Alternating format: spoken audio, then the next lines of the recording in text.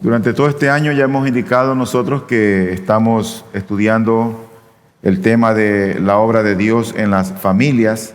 Estamos analizando qué es lo que Dios ha designado para los integrantes de toda una familia, sean estos esposos, esposas, hijos solteros o hijos casados, también para las viudas. Así que esos temas los estamos analizando. Ya es la tercera serie que estamos viendo.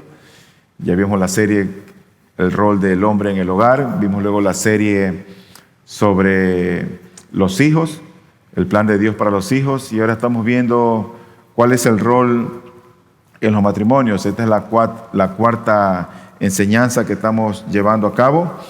El sermón del día de hoy no va a ser un sermón expositivo, pero vamos a ver un sermón que tiene que ver cómo es que nosotros podemos renovar nuestros matrimonios. Hace algunos meses atrás, el exterior de este edificio padecía de grandes debilidades dependiendo de la temporada. Si era invierno, había lodo, y si era verano, había harto polvo. Tanto así que el polvo se metía aquí adentro y nos daba mucho problema. Así que Dios nos proveyó algo de recursos y pudimos adoquinar los exteriores, pudimos hacer el cerramiento y estamos mejor ahora, gracias al Señor. Ya no tenemos ni polvo ni lodo, pero ahora tenemos otro problema en los parqueaderos que es casi imperceptible, que probablemente la mayoría de ustedes no se haya dado cuenta, la mayoría de ustedes tal vez no lo ha notado, y es la mala hierba. Hay una mala hierba que está saliendo entre los adoquines, y aunque eso parece ser no causa de problema, sin embargo la mala hierba crece, puede levantar los adoquines, puede traer moscos. Así que yo he dado instrucciones para que eso se elimine.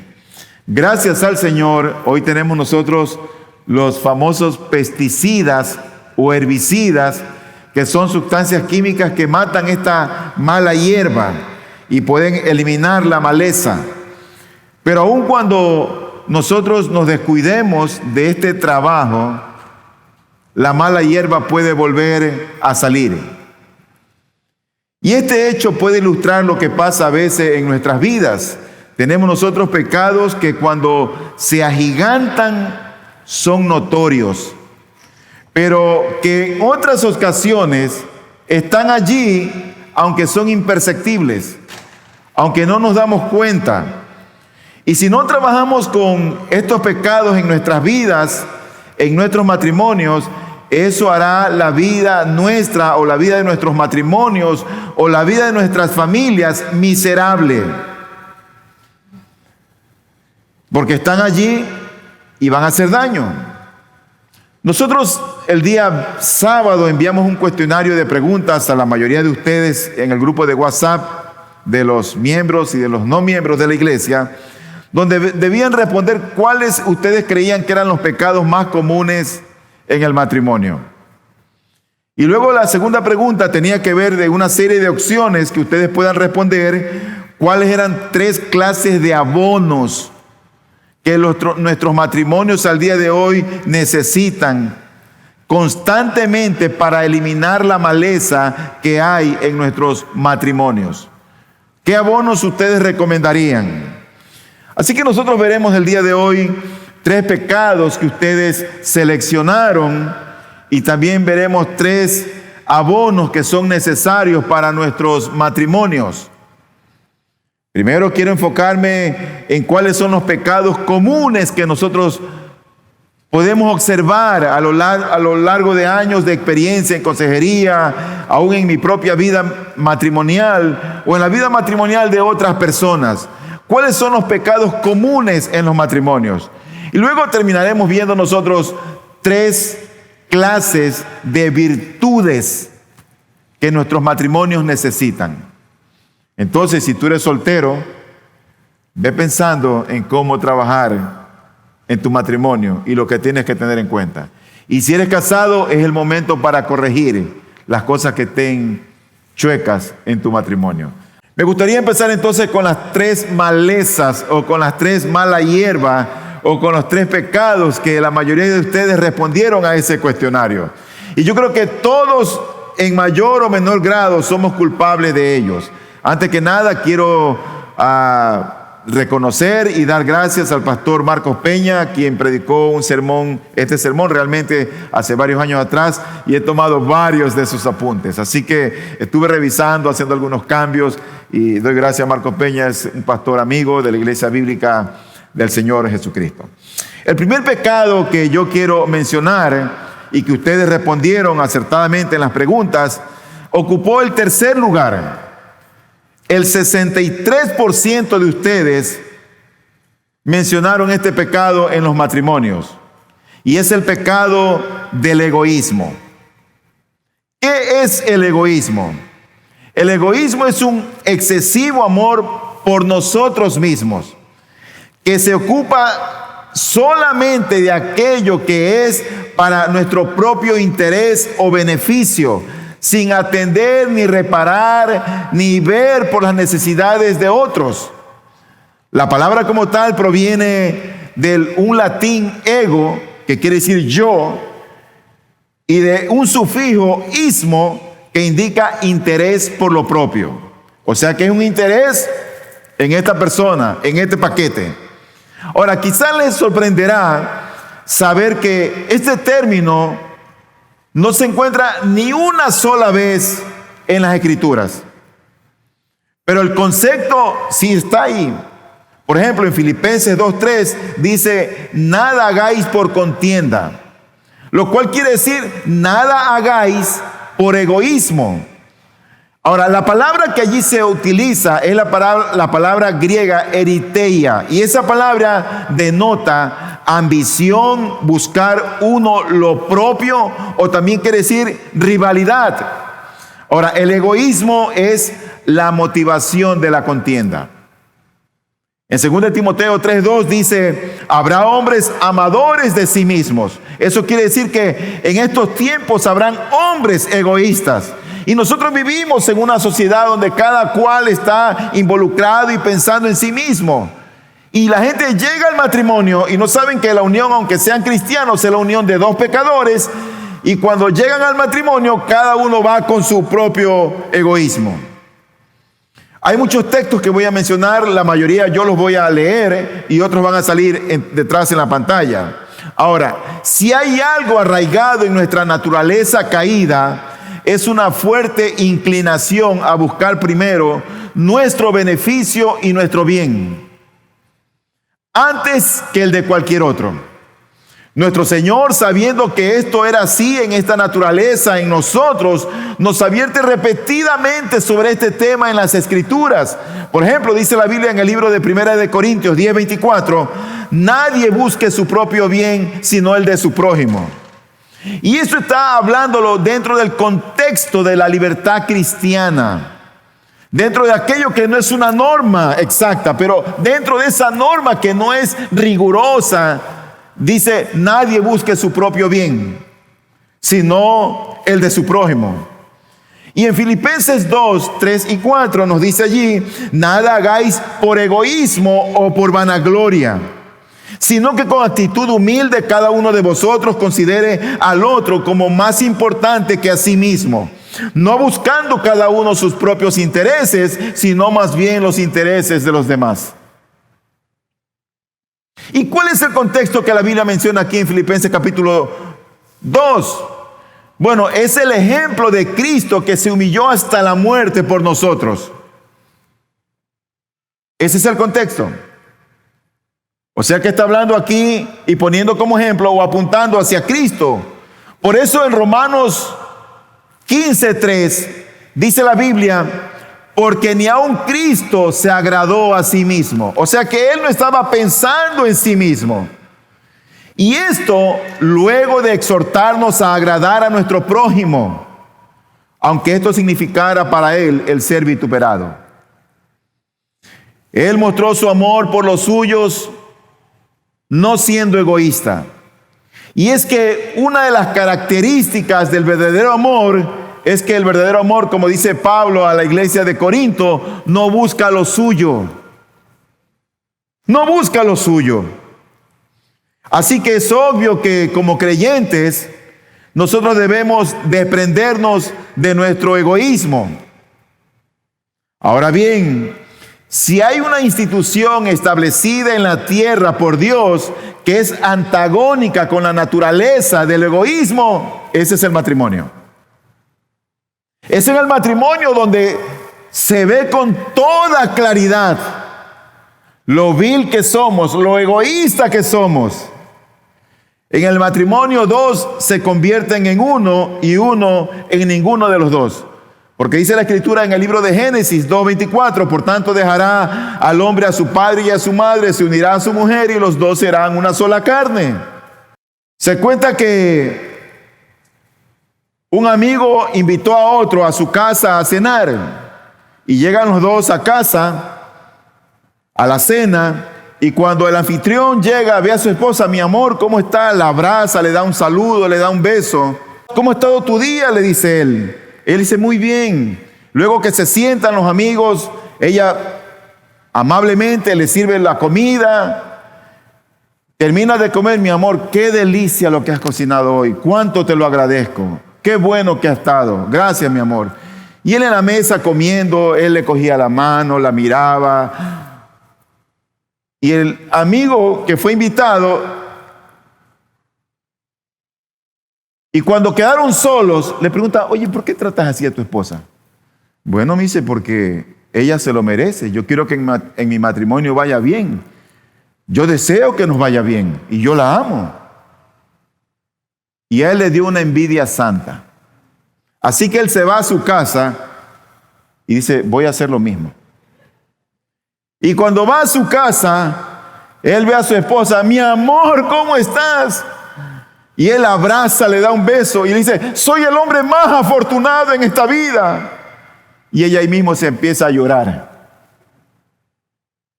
Dice: pero por Dios, ¿qué es lo que te pasa? Es que no puede ser posible.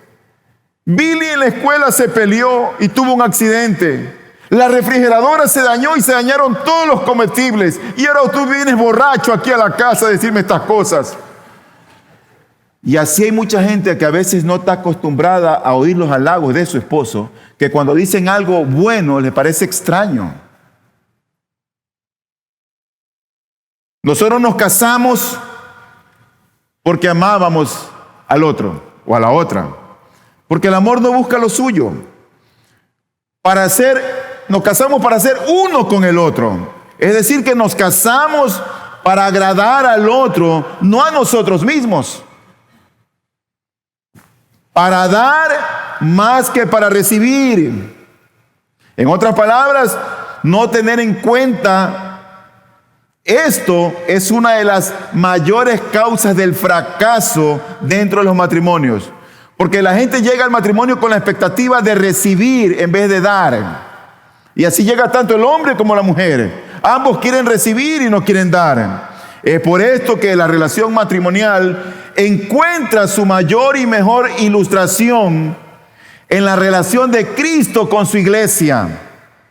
Él está dispuesto a sacrificarse por su novia. De hecho, se sacrificó.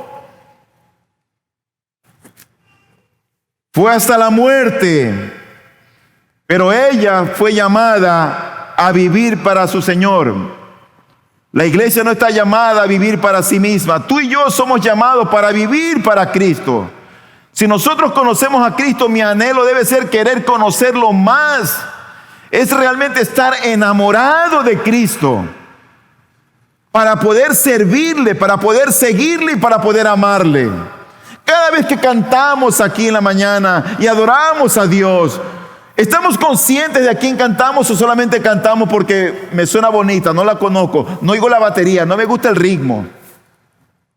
¿Qué es lo que hay en nuestro corazón cuando adoramos al Señor?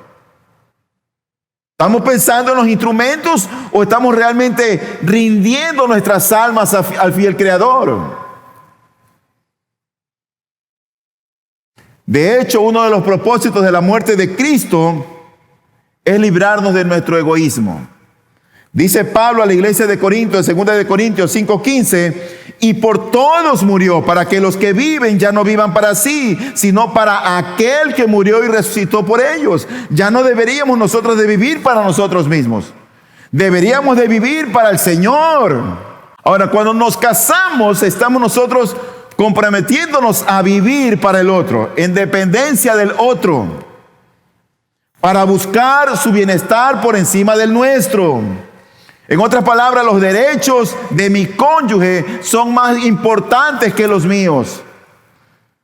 Algo de moda, pero sin sentido bíblico, es oír a los casados reclamando su propio espacio y peleando por eso hasta las últimas consecuencias. Hay una pareja que conozco así, que peleaba por su espacio, porque no se respetaban los supuestos espacios, querían tener sus cosas y al fin y al cabo terminaron ambos divorciándose. Él se volvió a casar y ella está soltera. Pero venimos al matrimonio y no tenemos que pensar en nosotros mismos. El matrimonio es, yo creo que amor sacrificial, que vive para el otro y que encuentra su felicidad en el otro. Pensemos por un momento en los conflictos. En la mayoría nos sentimos mal porque entendemos que no somos tratados como debemos, que alguien ofendido, nos ha maltratado. Cuando tenemos conflicto nos sentimos como resentidos porque se ha pecado contra nosotros. Y eso es algo tan grande. Tan centrados estamos en nosotros mismos que somos incapaces de ver que si el otro ha pecado contra nosotros, también ha hecho o ha cometido pecado contra Dios. Y eso sí que es algo realmente serio. Pero a nosotros más nos importa la ofensa mía y no la ofensa a Dios. Tanto que nosotros debemos de preocuparnos por la situación de peligro en la que el otro se está colocando o la que ha alcanzado.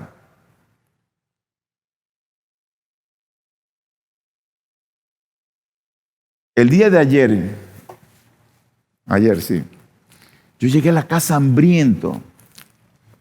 Entonces en la mañana nosotros desayunamos y a veces quedan panes. Entonces cuando yo llego a la casa y estoy hambriento, lo primero que hago es esos panes que han quedado en la mañana, lo abro y me lo como.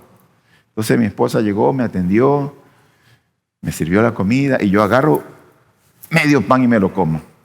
Y yo sabía que estaba ahí la otra mitad del pan. Entonces yo estoy comiendo y estaba tan rico ese pan y tan rica la comida. Y cuando me acuerdo del pan, digo, mi hijita, pásame el otro pan que está allá. Y ella lo tenía en la mano y se lo estaba comiendo. Y me lo da. Cuando yo veo que me lo da, no, mi amor, termínalo. Termínalo, cómelo nomás. Tal vez en otro tiempo yo lo hubiera cogido y me lo hubiera comido. A veces somos tan egoístas que pensamos en nosotros mismos y no en los otros, no en los demás. Por lo tanto, es en la relación matrimonial donde se hace más evidente, yo creo, nuestro egoísmo. Ken Hughes, el autor y escritor de ese libro, Las disciplinas de un hombre piadoso, dice, yo no tenía idea de lo egocéntrico que era hasta que me casé. Entonces, en la pregunta que ustedes respondieron en el cuestionario que fue enviado, ¿cuál fue la maleza? Porque esta es el tercer lugar que ocupó dentro de los pecados en el matrimonio. Entonces, ¿cuál ocupó el segundo lugar? La mayoría de ustedes respondió, básicamente el 74% respondió que un pecado que afecta a los matrimonios es la falta de perdón. El 74% respondió la falta de perdón. Pero yo creo que la falta de perdón se incluye dentro del egoísmo. Nosotros no perdonamos porque somos tan egoístas que estamos pensando en nosotros mismos y no perdonamos al otro. Por lo tanto, yo no voy a hablar de la falta de perdón aquí el día de hoy. Y la infidelidad, que es un problema también en los matrimonios, ustedes la pusieron en cuarto lugar. en cuarto lugar, o sea, después del egoísmo. Y eso ocupó el 55%. Pero la infidelidad es también otro pecado que se comete cuando estamos pensando solamente en nuestro placer, en satisfacer nuestra carne, en nosotros mismos. Por lo tanto, yo no voy a hablar en esta mañana acerca de la infidelidad, ni tampoco de la falta de perdón. Porque el egoísmo resume o recoge todas estas cosas, aunque están allí. Primera de Corintios 10:24 dice: ninguno busque su propio bien, sino el del otro. Yo me pregunto, mi hermano, mi hermana, amigos, ¿has renunciado a algo por amor a alguien? ¿Has dejado tú de hacer algo? No, yo voy a hacer, esto no va a ser porque a ella no le gusta. Ella no se siente bien. ¿Has renunciado a algo alguna vez? A lo largo de mi matrimonio yo me puse a pensar en todas las cosas que había dejado. Déjame ponerte un ejemplo tan sencillo. Cuando te vistes, ¿para quién te vistes? ¿Para que te vean bien en el trabajo o para tu cónyuge? Cuando te arreglas, ¿para quién lo haces? ¿Das tú igual importancia a los temas del otro que a los tuyos? ¿O siempre crees que tus temas, tus asuntos son más importantes que los del otro? Entonces este es el primer punto. Vamos al segundo punto. El segundo punto que quiero hablar, y que este pecado ocupó el primer lugar por todos ustedes, toda la mayoría de ustedes respondieron: el orgullo. El 80% de la respuesta de ustedes en el cuestionario que llenaron fue el orgullo. Y el orgullo yo creo que es una derivación lógica del egoísmo. Como el egoísta da mucha importancia a todo lo suyo, eso incluye también su imagen y su reputación. El orgullo quiere defender siempre su imagen y su reputación. ¿Qué es el orgullo? Es la autoestima desproporcionada e irracional, acompañada de un trato insolente y rudo hacia los demás. O es la alta opinión que de sí misma tiene una alma pobre, pequeña y mezquina. Al igual que el egoísmo, es un problema que es común a los hombres. Por eso es que el Señor habla en Romanos 12:3, dice: para que ninguno, dice él, tenga más alto concepto de sí que el que debe de tener, sino que piense de sí con cordura. A veces tú sabes, nos creemos, no, espérate un momento. Y creemos que las cosas no pueden ocurrir o no se resuelven si no estamos nosotros. Es el orgullo uno de los principales obstáculos para tratar con el pecado. Y un matrimonio está compuesto por dos pecadores. Así que el orgullo nos dificulta reconocer nuestros pecados y aceptar nuestras faltas, nuestros errores o nuestros defectos. Reconocer nuestra culpabilidad y hasta pedir perdón. Esas cosas no las hacemos a causa del orgullo. Y esto es terrible. Porque dice la Escritura en el libro de Proverbios que el que encubre sus pecados no prosperará, mas el que los confiese y los abandona hallará misericordia. Por eso es que es bueno confesar: mira, mi amor, perdóname, te ofendí, no debía hacer eso. Y no solo la confesión debe ser ante Dios, sino también ante los hombres agraviados, ante aquellos que nos amonestan, que nos exhortan, que nos advierten. Santiago 5:16 dice: confesaos vuestras ofensas unos a otros. Pero el orgullo, yo creo que no solo incide en el área del manejo del pecado, sino que también en el manejo de las diferencias de opinión o puntos de vista. Se nos hace difícil reconocer a veces que estamos equivocados. Se nos hace difícil ceder. Charles Colson, en su libro de sus experiencias en Watergate, dice él sobre uno de los presidentes con los que trabajó, el presidente Nixon, dice que él tenía un gran problema, y el problema que él tenía era la dificultad para reconocer que pudiera estar equivocado en algo. Es más, dice él en su libro, cuando era obvio que estaba agripado, que tenía estornudo, malestar, lagrimeo y fiebre, él nunca lo admitía. No, yo no tengo gripe. Yo no tengo gripe. ¿Tú no te has topado con personas así a veces? Es el orgullo.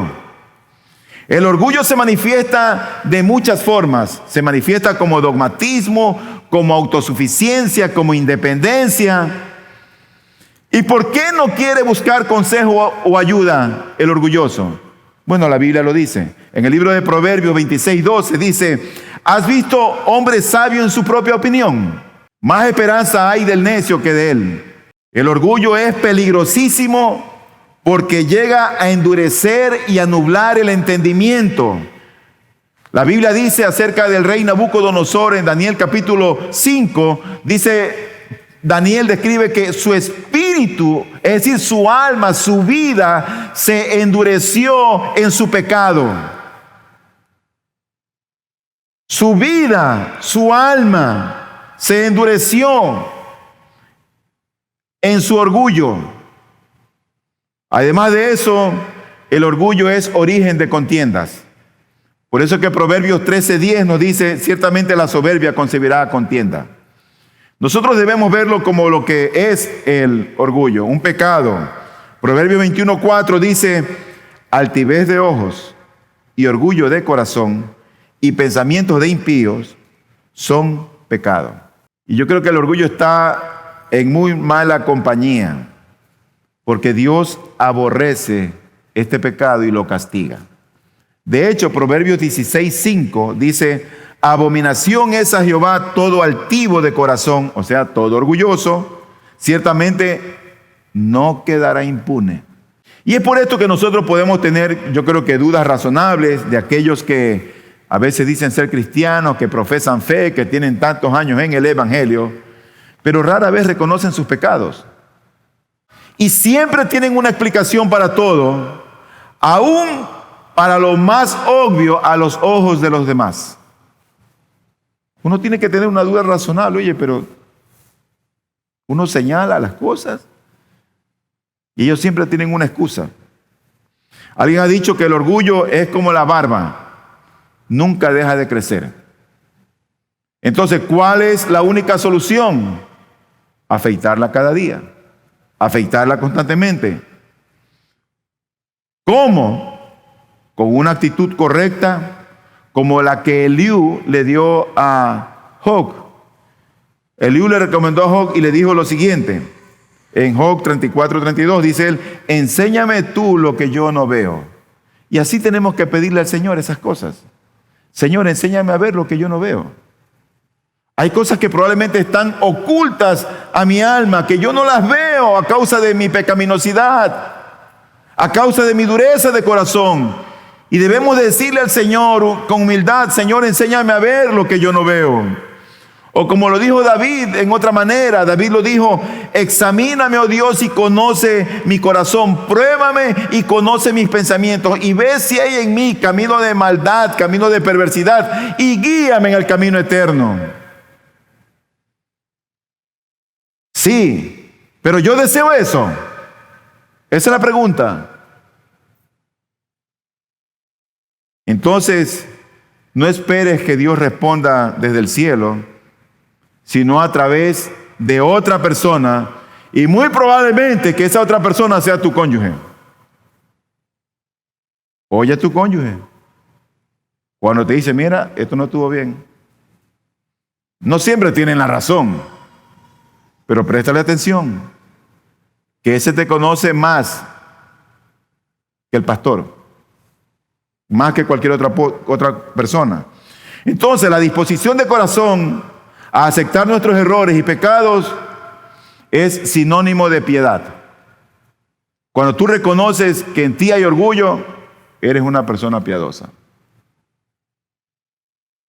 En lo personal, yo he venido luchando con esto toda mi vida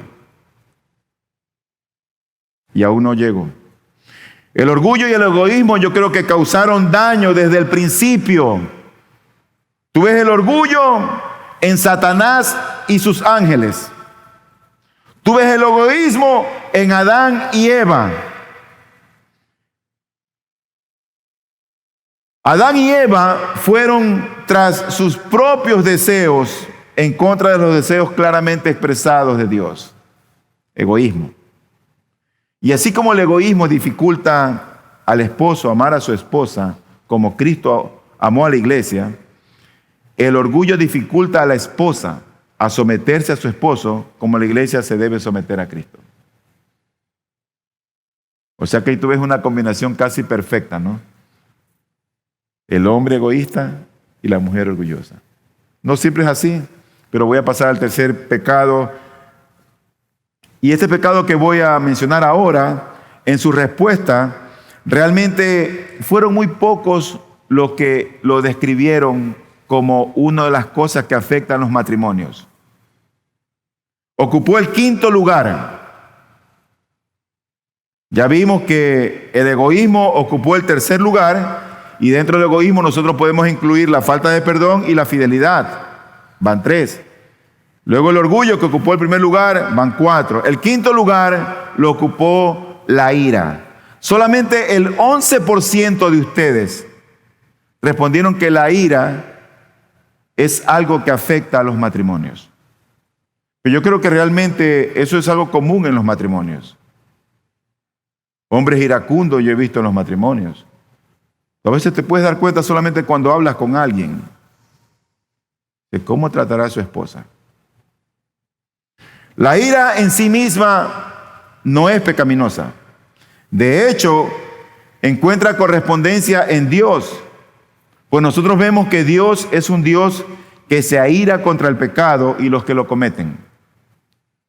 Sin embargo, nosotros debemos de aprender a reconocer que la mayoría de las veces que nos airamos, lo hacemos de manera pecaminosa. ¿Cuándo entonces la ira es pecaminosa? Vamos a leer un texto. Efesios 4, 26 al 27 y luego el 31 dice lo siguiente. Airaos, pero no pequéis, no se ponga el sol sobre vuestro enojo, ni deis lugar al diablo. Versículo 31. Quítense de vosotros toda amargura, enojo, ira, gritería y maledicencia y toda malicia. Entonces, ¿cuándo la ira es pecaminosa? 3 cosas, rápidamente. Número 1, la ira es pecaminosa cuando está centrada en nosotros y no en Dios. Cuando está centrada en nosotros y no en Dios o en los demás. El versículo 26 dice, airaos. O sea, te puedes airar. Un ejemplo nosotros de esto lo tenemos, el ejemplo del Señor Jesucristo cuando llegó al templo y vio en Jerusalén que la gente, en vez de estar adorando y orando a su Señor, Él se airó y volcó la mesa, echó a los vendedores, a los cambistas. ¿Por qué lo hizo? Él no estaba pensando en Él estaba pensando en su Padre. Por eso se airó. Era un lugar donde Él esperaba que el pueblo estuviera adorando a Dios. Estaban haciendo otros negocios. Y entonces Él dice luego, el celo por tu casa me consume. Él no estaba pensando en sí mismo. De hecho, también Moisés, cuando bajó del Sinaí, dice la Escritura que él estaba hablando con Dios, le dio los 10 mandamientos en 2 tablas de piedra, y cuando bajó, todo el pueblo estaba en la idolatría, adorando un becerro que se habían construido de oro bajo el liderazgo del sacerdote Aarón. Estos Aarones dan problemas a veces. Lo cierto es que dice Éxodo 32, 19, dice, ardió la ira de Moisés y arrojó las tablas de sus manos y las quebró al pie del monte. El versículo 32 luego añade, pero ahora si es tu voluntad, perdona su pecado, y si no, bórrame del libro que has escrito. Y el Señor dijo a Moisés, al que haya pecado contra mí, lo borraré de mi libro. Pero ahora ve, conduce al pueblo a donde te he dicho, he aquí mi ángel irá delante de ti, mas el día que yo los visite, los castigaré por su pecado. Y el Señor dijo a Moisés, lábrate 2 tablas de piedra como las anteriores, y yo escribiré sobre las tablas las palabras que estaban en las primeras tablas que tú quebraste. Dios no le toma en cuenta la ira de Moisés, porque él no estaba pensando en sí mismo. Él estaba pensando en la santidad, en la gloria, en la soberanía de Dios. Sin embargo, ese mismo Moisés, nosotros lo vemos airado en Números 20, ya de una manera pecaminosa. Cuando Dios le ordena que hable a la roca, él golpea a la roca, que era un sinónimo de Cristo. Y el Salmo 106 32 y 33 nos explica lo que pasó. Dice allí, también le hicieron enojarse en las aguas de Meribá, y le fue mal a Moisés por culpa de ellos, puesto que fueron rebeldes contra su espíritu, y él habló precipitadamente con sus labios. ¿Sabes? Dios por eso impidió que Moisés entrara a la tierra prometida. Es algo tan serio para Dios que un hombre sea iracundo, que un hombre iracundo no podría llegar a ser pastor, como lo dice Tito 1:7. Pero en los matrimonios, cuando tienes a un hombre iracundo, es algo grave. Me sonrío porque era increíble. Aquí tuvimos una persona que asistía hace años a la iglesia y ella era la iracunda. Ella era de darle golpe a los hombres. No estaba casada con ninguno de ellos. Le conocimos 2 novios y a los 2 le daba golpe. Claro, ella era alta, no era tan fuerte, pero era una muchacha alta. Era una muchacha iracunda. Así que la ira es pecaminosa cuando está centrada en nosotros mismos y no en Dios. En segundo lugar, la ira es pecaminosa cuando nos domina. Dice, airaos, pero no pequéis, dice el versículo 26. Pero no pequéis.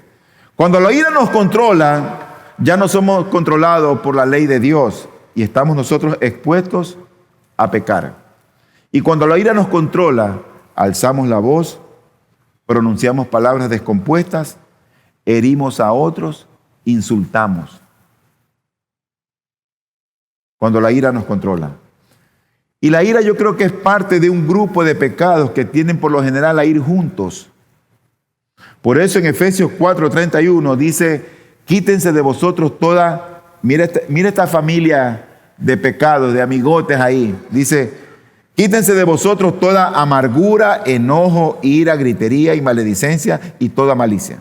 Por eso es que dice Proverbio 29:22, el hombre iracundo levanta contiendas y el furioso muchas veces peca.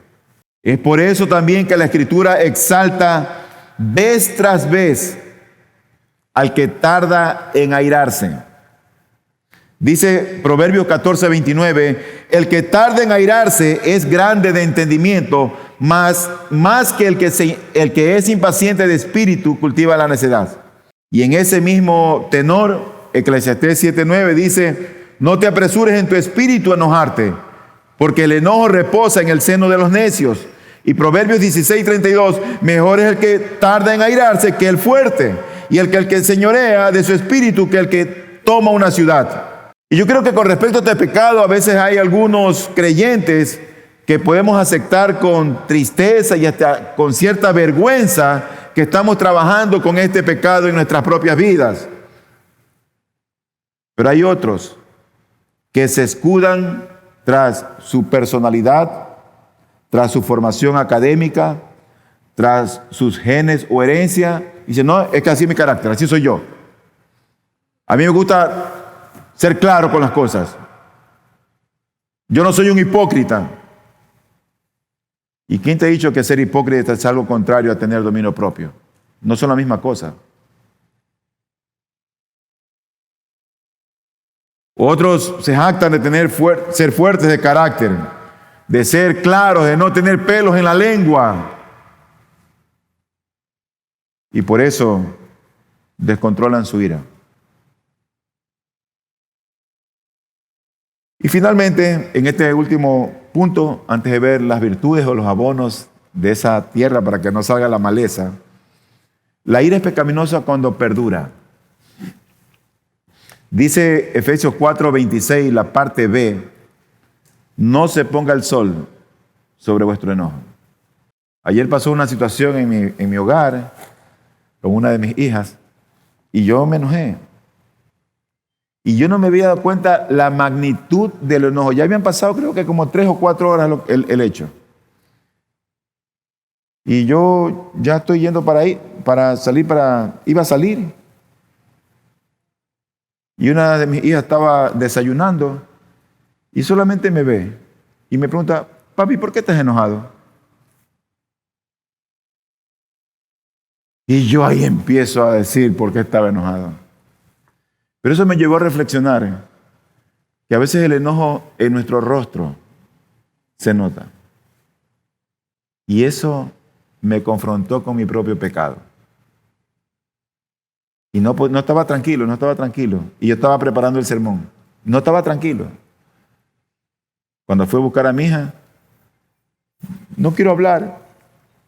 Sí, pero yo quería hablar. No quiero hablar.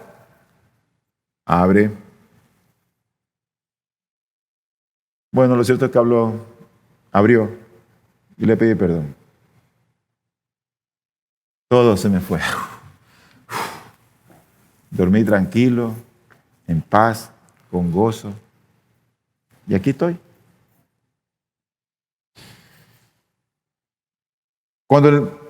Cuando la ira perdura, ya se torna pecaminosa. Entonces, ¿tú te imaginas qué terrible es un matrimonio con un hombre iracundo? Y la mujer no puede decir nada porque tiene temor a cómo va a reaccionar él. ¿Qué va a decir él? Qué triste en un matrimonio eso. Pero ¿qué de la esposa? ¿Y si ella es la iracunda? Entonces ya no sería como esa mujer sumisa que describe Pedro. Como esa, sería más bien como la que dice Proverbios. Dice Proverbios 21:19, mejor es morar en tierra desierta que con mujer rencillosa e iracunda. Y el 21:9 dice, mejor es vivir en un rincón del terrado que con mujer rencillosa en casa espaciosa. O Proverbios 27:15 y 16 dice, gotera continua en tiempo de lluvia y la mujer rencillosa son semejantes. Pretender contenerla es como refrenar el viento o sujetar el aceite en la mano derecha. ¿Tú has oído cuando esas goteras están en la lluvia y están clic, clic, clic, clic? Bueno, hace años en mi casa pasaba eso y ahora las construcciones son diferentes. Pero eso es terrible. Y si ambos son iracundos, entonces sálvese quien pueda, porque no hay quien lo resista. Dice Wayne Mack, un escritor sobre consejería, dice, ¿a quién le gusta vivir al pie de un volcán activo? ¿O a quién le gusta que le echen encima lava caliente en forma regular? ¿A quién le gusta estar sobre una bomba de tiempo que explota a intervalos frecuentes? ¿A quién le gusta que le griten? ¿Quién se deleita en vivir con una persona que no puede controlar su carácter violento? ¿O a quién le resulta fácil comunicarse abiertamente con alguien que se irrita y ofende fácil y regularmente y es rencoroso? No hay excusa para la ira pecaminosa. Dice el Salmo 37:8, deja la ira y desecha el enojo. No te excites en manera alguna a hacer lo malo. Y esto en un contexto donde los malos a veces parecen prosperar.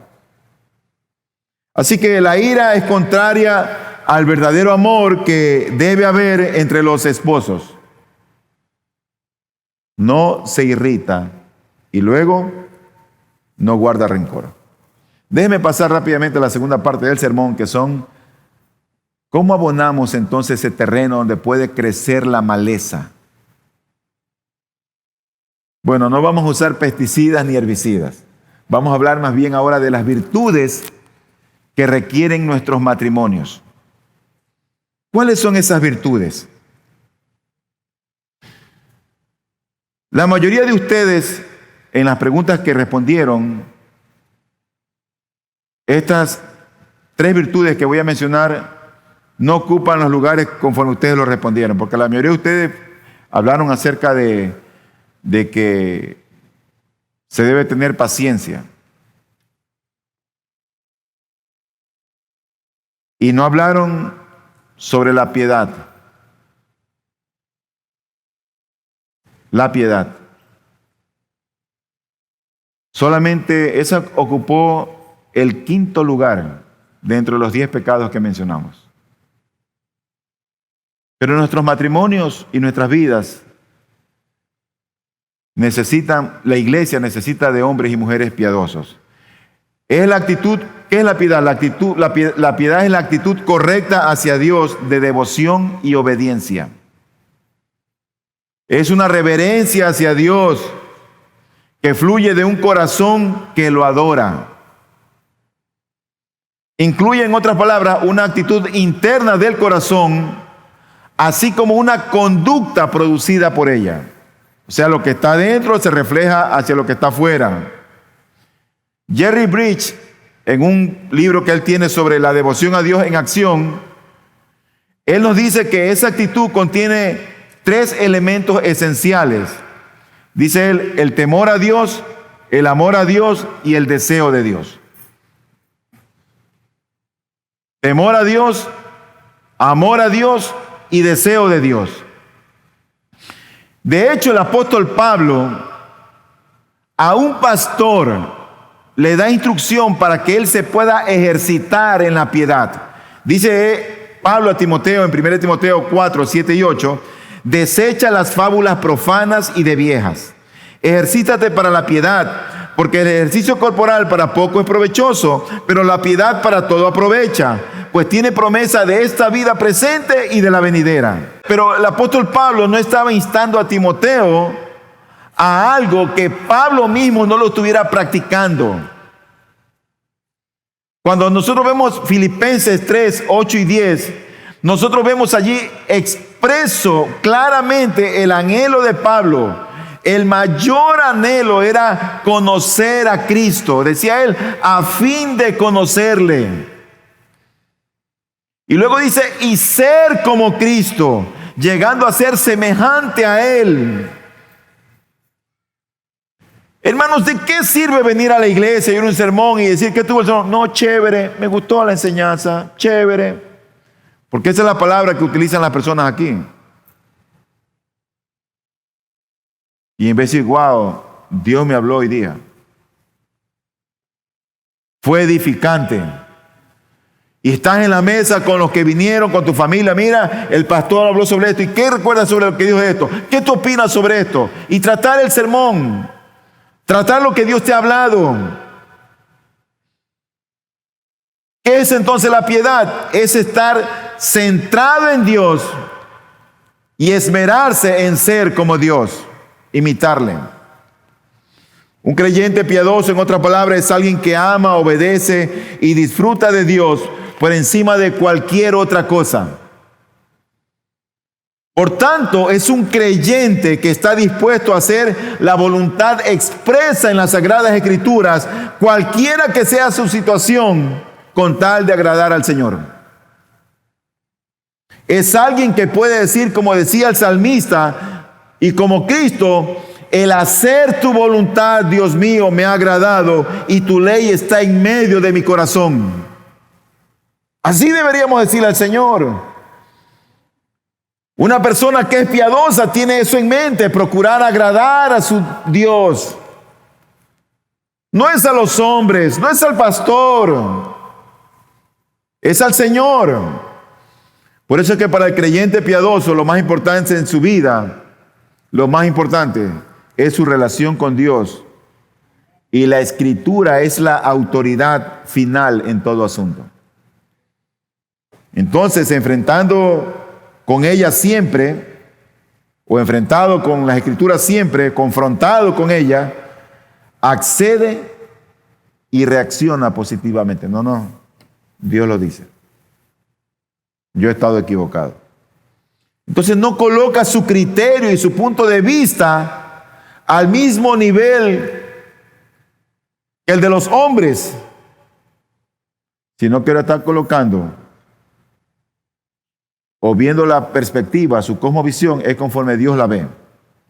Tampoco interpreta las Escrituras a la luz de las circunstancias.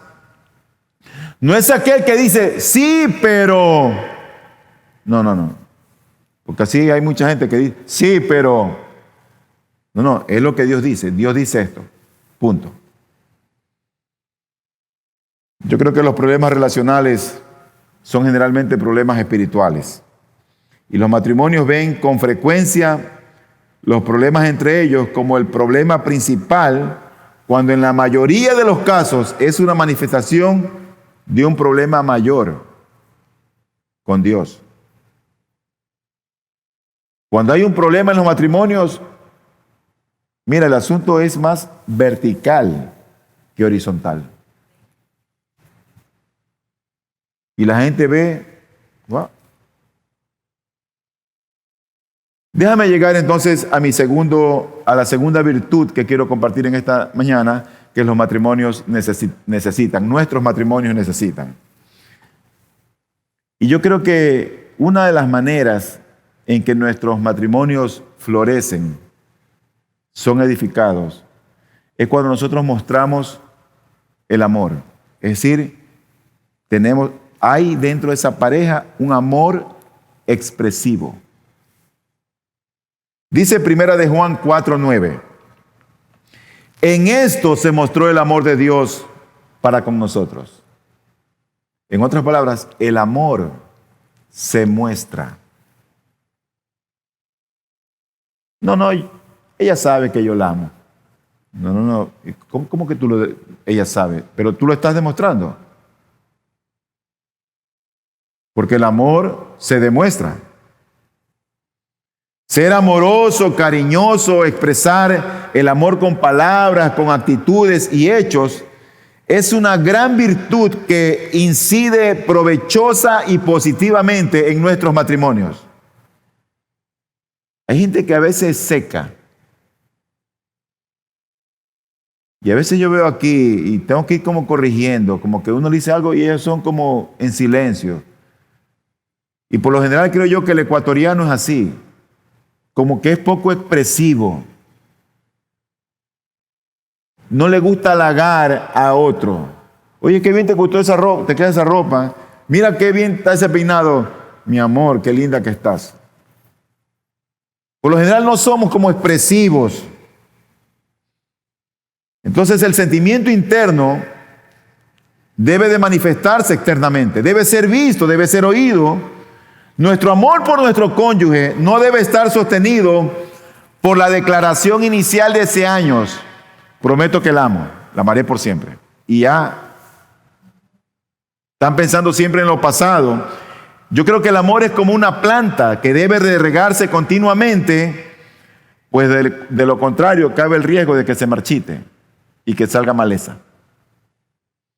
Por lo tanto, nosotros debemos de manifestar amor constantemente en la forma que el otro lo valora. ¿Cómo? Con palabras verbales, palabras escritas, con afecto físico, con regalitos, con flores, con un postre, con comidas, con unas saliditas, con una ayuda en el trabajo, con una dedicación de tiempo, con un piropo, con un reconocimiento público y privado, con cuidado y también con cortesía, con amabilidad y con respeto. Expresa el amor. No digas, no, que ella sabe que yo la amo, por eso que tengo 40 años ya con ella. No, eso no tiene sentido.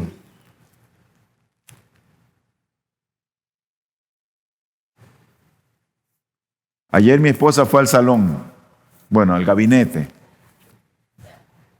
Salón. Fue al gabinete. Y a mí me encanta cuando se estira el cabello. Y yo, no te voy a decir lo que le dije a ella, pero por ahí mismo la fui piropeando.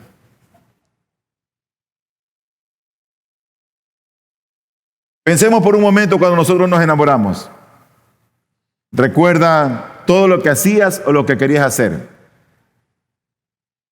Y oye este relato de una mujer que recuerda algo de su esposo. Dice ella: nos costaba mantenernos separados durante los 10 meses que transcurrieron antes de casarnos. Buscamos la manera de pasar la mayor parte del tiempo juntos. Él me escribía cartas de amor y me enviaba tarjetas, me llamaba por teléfono durante el día y me traía regalitos especiales. Cuando nos encontrábamos siempre me abrazaba y me besaba, y por el hecho de que pasaba tantísimo tiempo simplemente hablándome y escuchándome, me enamoré locamente de él.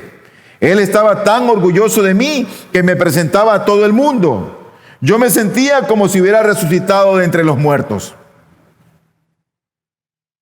¿Y ahora cómo se sienten las esposas?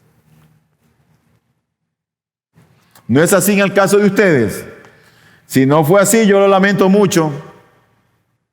Pero yo estoy seguro de que es el caso de la mayoría. ¿Es así ahora? Yo me pregunto, ¿qué ha pasado? ¿Acaso hemos sufrido de amnesia o simplemente ya tenemos lo que queríamos conseguir. Ya es nuestro. Por eso alguien ha dicho que cuando nos enamoramos, vemos que el matrimonio parece tan fácil como caerse de un tronco que es arrastrado por la corriente. Pero en realidad es tan fácil como mantenerse encima de él. Y luego añade, para que el matrimonio se mantenga, hace falta atención y esfuerzo. Sin esfuerzo en el matrimonio no hay progreso. Sin sacrificio no hay beneficio. Por lo tanto, el amor se expresa deseando estar con la persona amada, dedicándole tiempo, compartiendo tiempo juntos. También se expresa en palabras dulces, en palabras tiernas.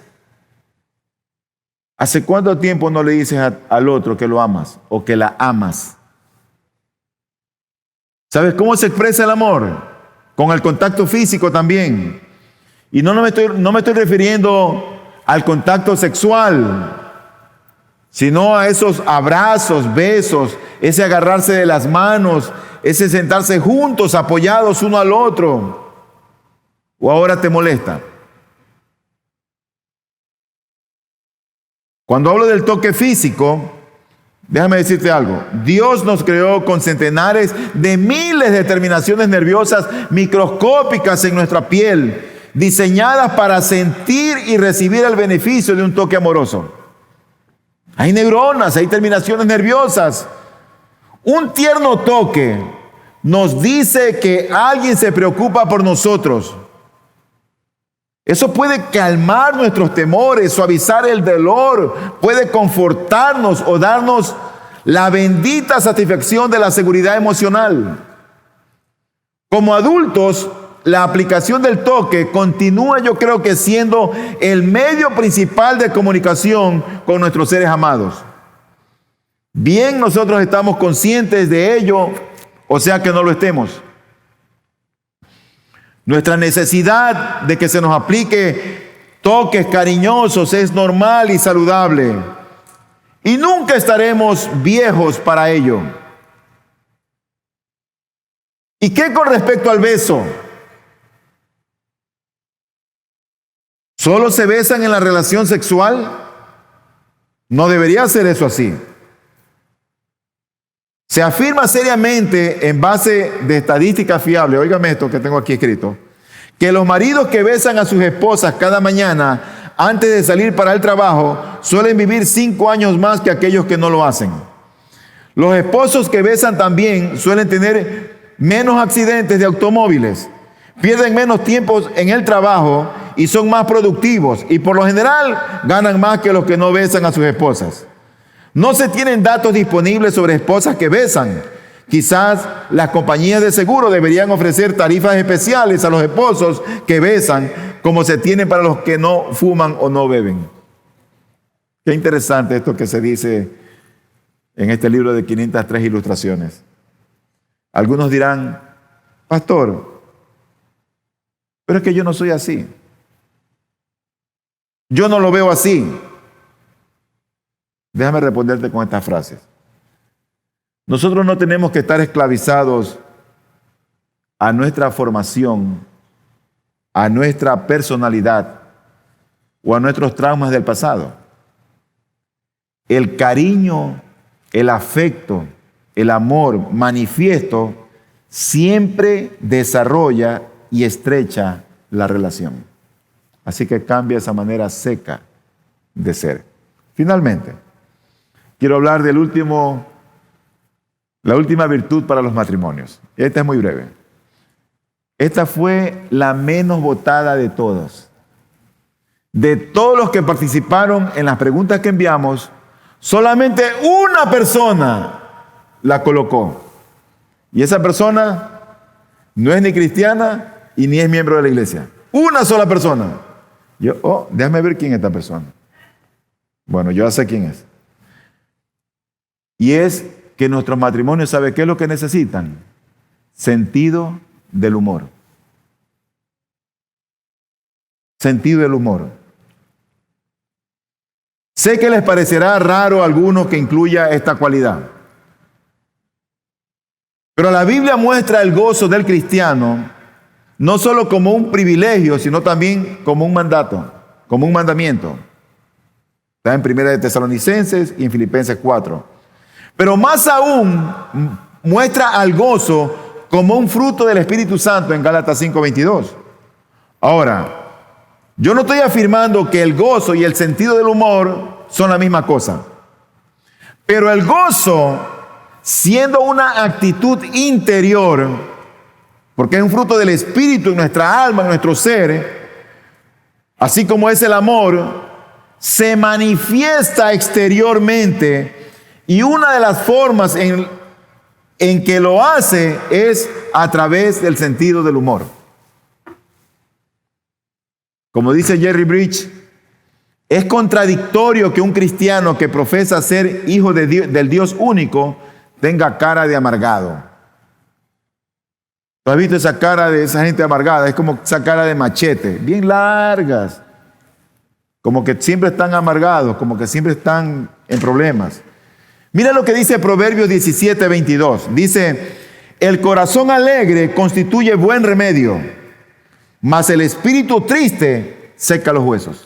Y en la Biblia de las Américas ese texto se traduce como el corazón alegre es buena medicina. Y no nos referimos solo a esa agudeza, a esa chispa o a ese ingenio que tienen algunos para sacar chistes de cualquier situación. No me refiero a eso, sino también a una actitud dispuesta a reír, a gozar con los demás. Actitud que proviene de ver lo difícil, lo complicado como providencial y tornarlo en gracioso en lugar de amargo. Que no se diga de nosotros, a ese no lo mecieron cuando era chiquito.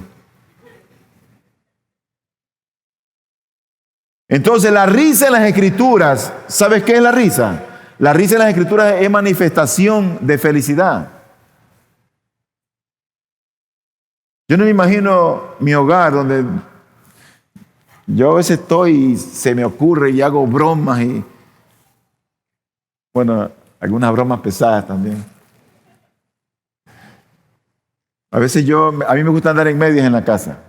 Y yo voy a ver a mi esposa, estoy estudiando y bajo. Y mi amor se asusta y brinca. ¿Pero por qué tienes que venir siempre? Yo sí he venido caminando normalmente, le digo yo. El Salmo 126, los 3 primeros versículos, dice lo siguiente. Cuando el Señor hizo volver a los cautivos de Sión, éramos como los que sueñan. Entonces nuestra boca se llenó de risa y nuestra lengua de gritos de alegría. Entonces dijeron entre las naciones, grandes cosas ha hecho el Señor con ellos. Grandes cosas ha hecho el Señor con nosotros, estamos alegres. Por eso que Lucas 6:21 dice, bienaventurados los que ahora lloráis, porque entonces reiréis. Así que el sentido del humor, mis hermanos, es una mejor alternativa que el ser susceptibles. A veces hay cosas que nos pasan que nos descontrolan. Toma las cosas con calma. Yo creo que el sentido del humor es un antídoto contra el orgullo. Y también nos permite enfrentar la vida de una manera menos angustiosa.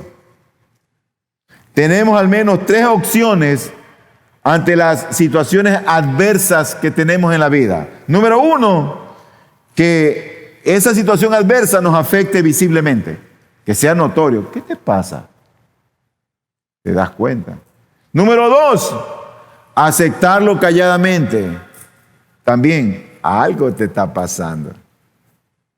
O número 3, sonreír al respecto. Así que, hermanos, el sentido del humor da chispa al matrimonio y crea un ambiente relajado en el hogar. Y tienes que recordar que el sentido del humor es una manifestación de gozo. Déjame traer una palabra de aplicación para terminar. ¿Qué tanto nos identificamos con nuestros pecados o con nuestras malezas? ¿O qué tanto te identificas con tus virtudes? El propósito es identificar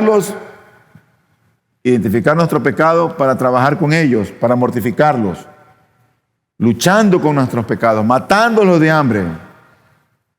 Pero al mismo tiempo para cultivar las virtudes que no tenemos y desarrollarlas aún más, las que por la gracia de Dios ya tenemos.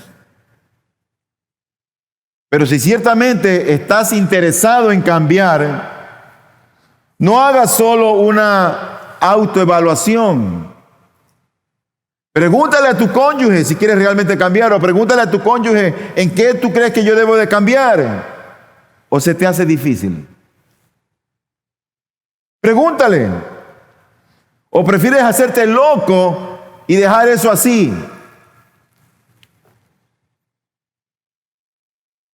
Déjame ayudarte diciéndote que tu egoísmo y tu orgullo, si te tienen dominado, ese va a ser un factor que no te va a dejar disfrutar ni llevar tu relación matrimonial como Dios manda. Termino con estos dos textos. Romanos 12:2 dice: y no os adaptéis a este mundo, sino transformaos mediante la renovación de vuestra mente, para que verifiquéis cuál es la voluntad de Dios, lo que es bueno, aceptable y perfecto. Si sabéis esto, seréis felices si lo practicáis. Oro a Dios que nuestros matrimonios sean matrimonios florecientes, bienaventurados, dichosos, felices.